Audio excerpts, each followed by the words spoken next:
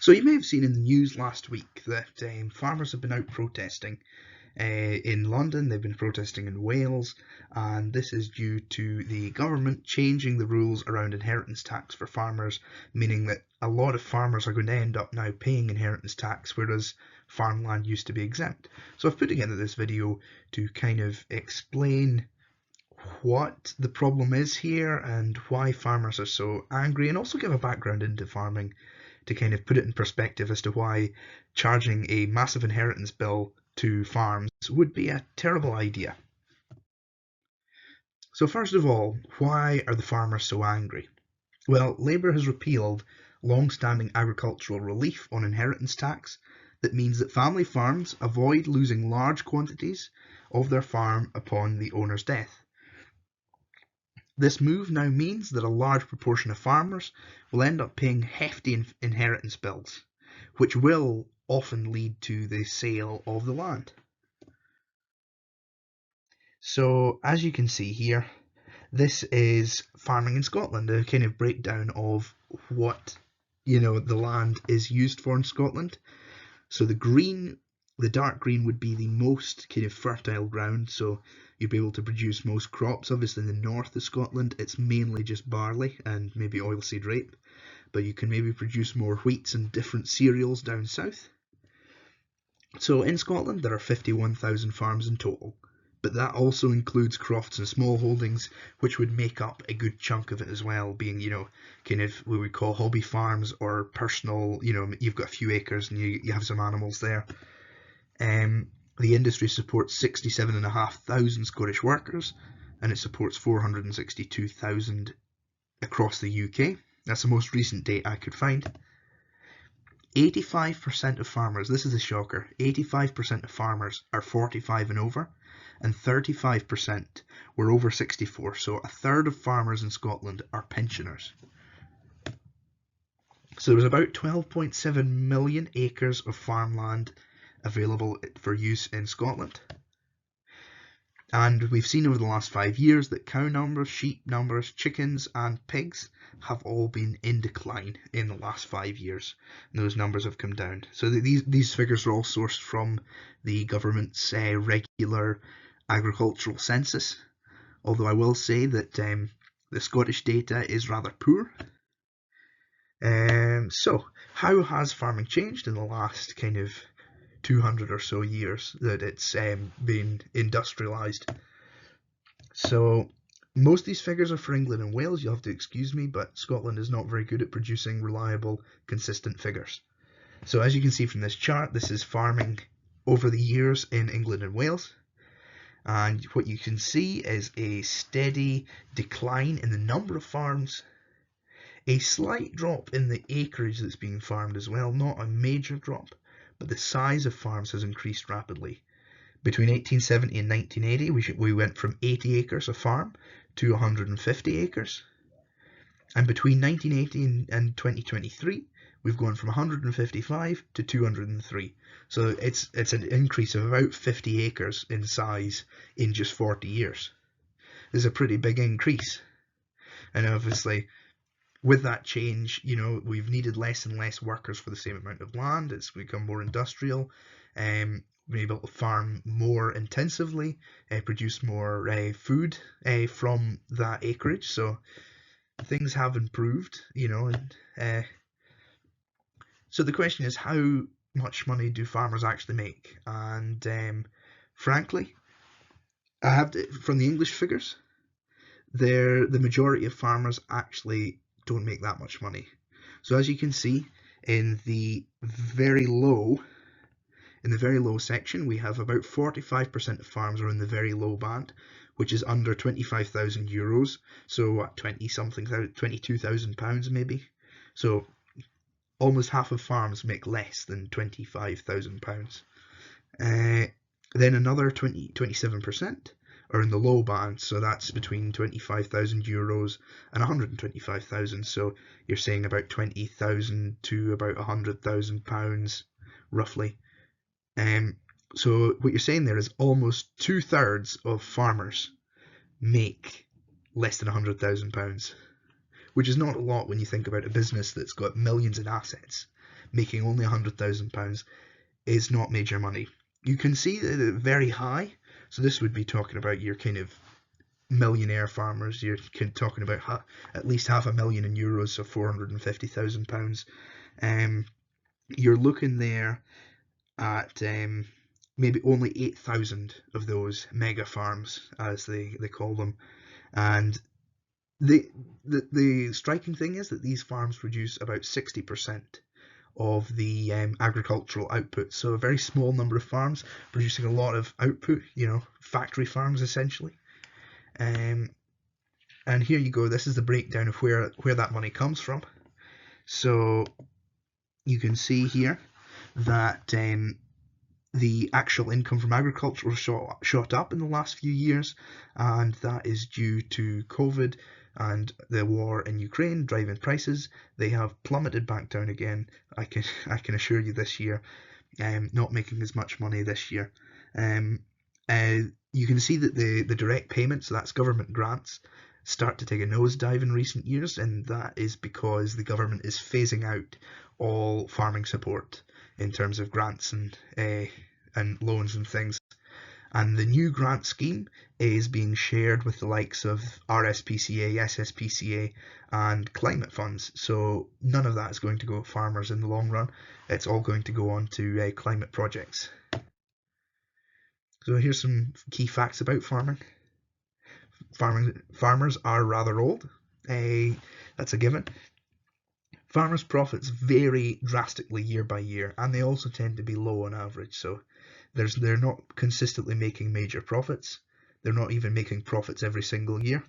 Some years you make a loss.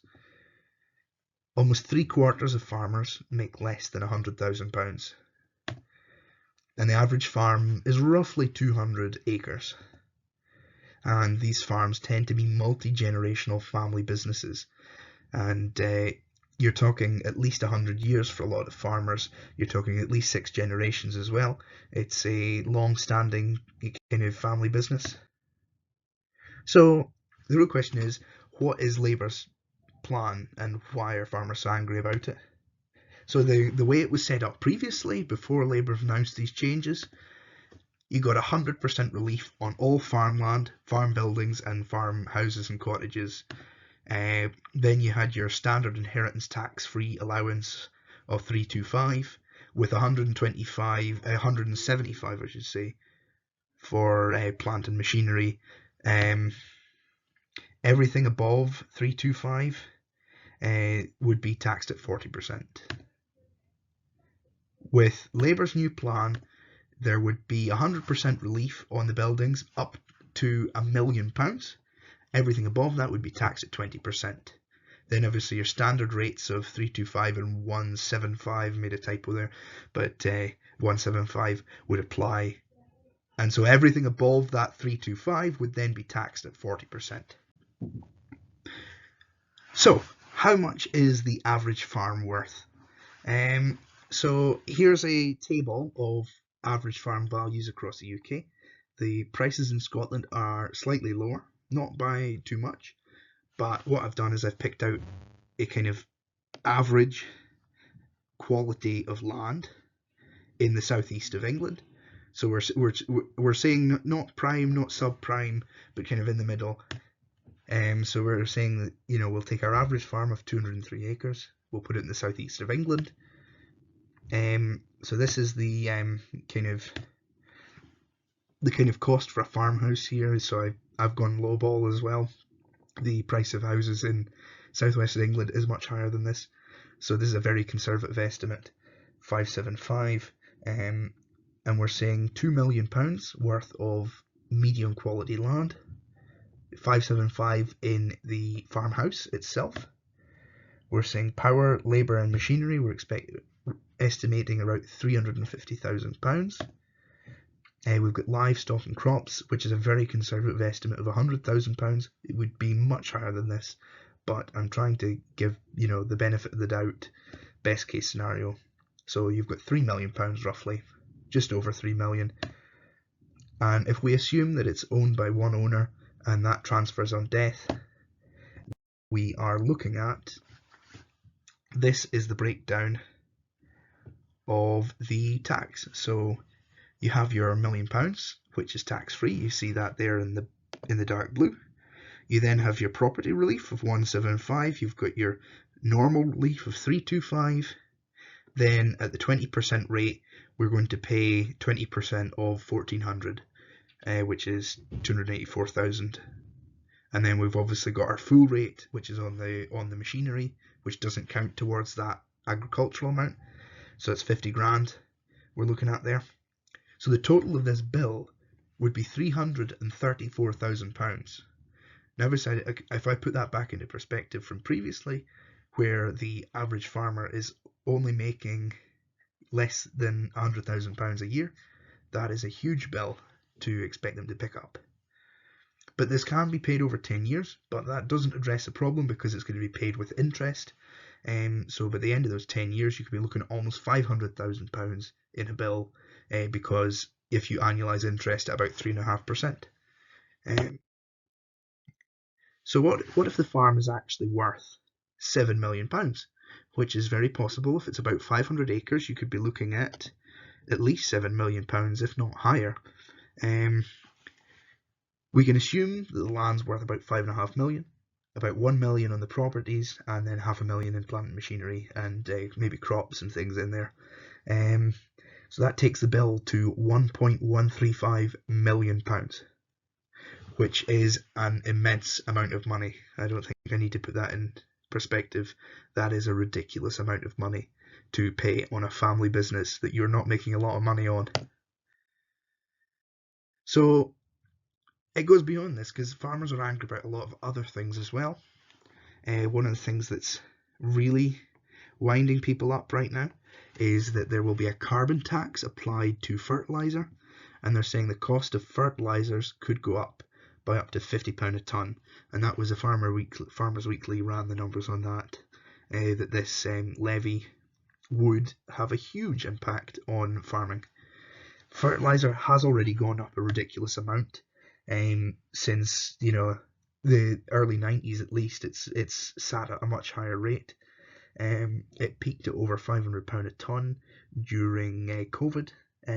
It has come back down a bit, but it's still much higher than it was pre-COVID.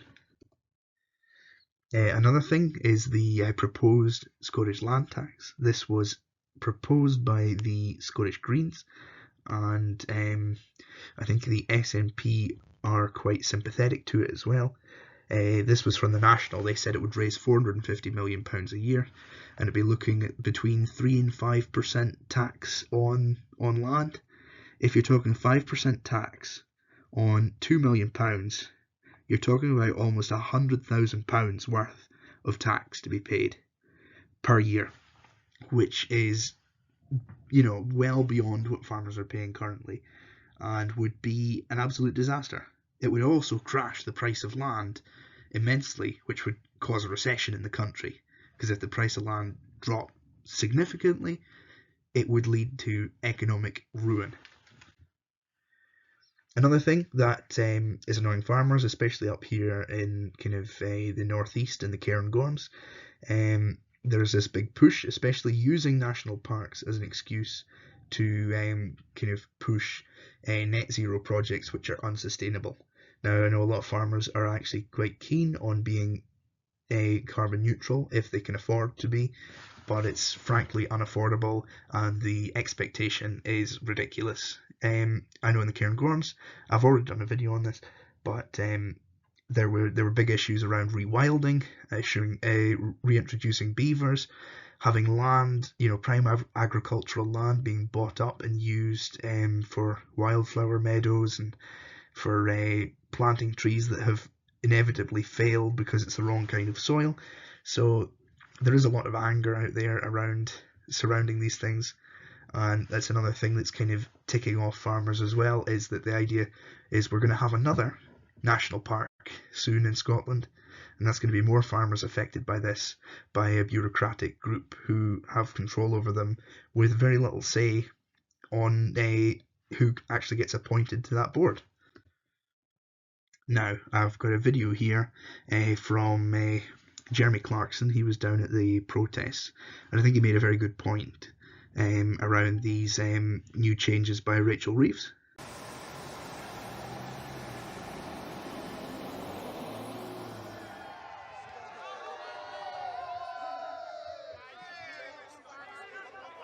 I'm here to support the farmers.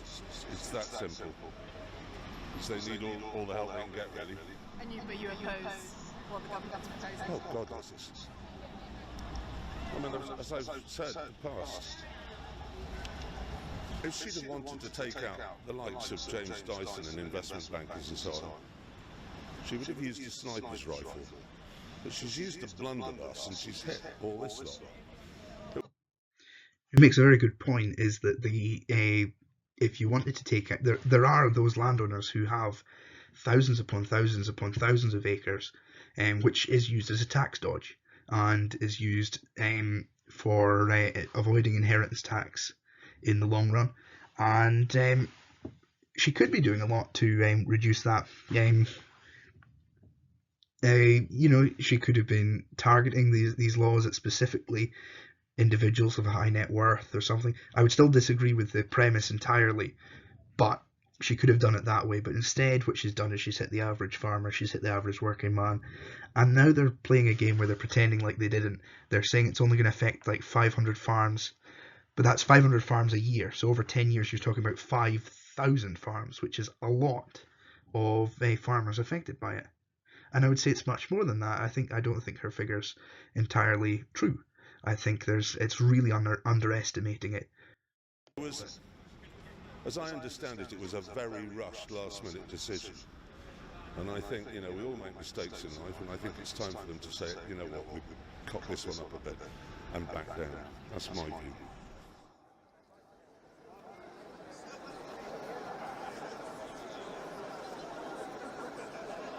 I haven't got a farm to pass down, but I have got a business that I've grown since I was 16 years old. So to pass that on to my child now, I'm going to get taxed on that. And actually, can he afford to take that business on? And if he has to then sell 2 tractors, for example, to pay that tax bill, is that going to be unprofitable to actually then make sure he can have a livelihood off that business?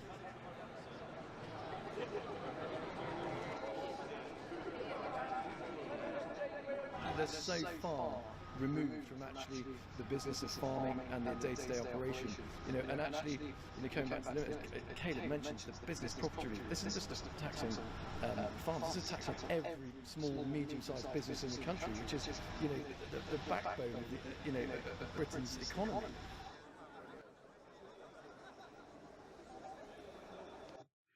So the kind of overlying message is that there is going to be a massive impact from these cuts, and I think we're going to soon regret them.